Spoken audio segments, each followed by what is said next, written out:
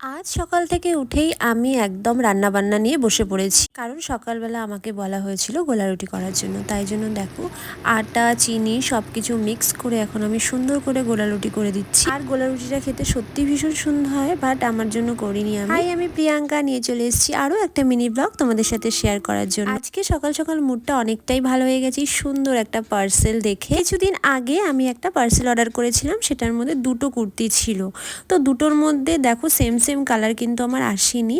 একটা আমি খুব সুন্দর অ্যাশ কালারের কুর্তি অর্ডার করেছিলাম, তার সাথে একটা ব্লু।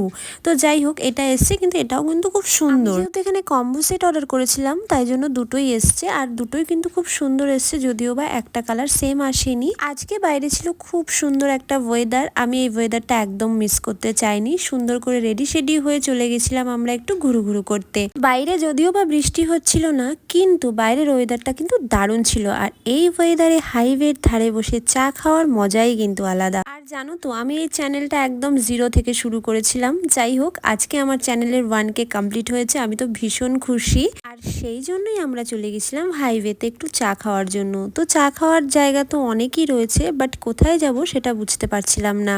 আমি কিন্তু কোনোদিনও ভাবিনি যে এই চ্যানেলটা আমি দাঁড় করাবো। আমি কোনো রকমভাবে চ্যানেলটা খুলেছিলাম, মানে ওই গায়ে ছাড়া ভাবে যে হ্যাঁ আমি ভিডিও মাঝে মাঝে পোস্ট করব। কিন্তু এখন আমি ডেইলি ভিডিও পোস্ট করছি, আর তো আমার অনেক ভালোবাসার মানুষেরা এই ভিডিওগুলো দেখছে। তো আমরা চলে এসেছি শ্যামনগর চায়ের ধাবাতে, আর এখানকার অ্যাম্বিয়েন্স দারুণ। তোমরা যারা যারা শ্যামনগরের আশেপাশে থাকো তারা তো জেনেই থাকবে যে এখানের কতটা সুন্দর অ্যাম্বিয়েন্স। এখন আমাদেরকে খাওয়ার অর্ডার করতে হবে, তো চলো আজ আসি, দেখা হচ্ছে কাল নেক্সট ব্লগে। টাটা।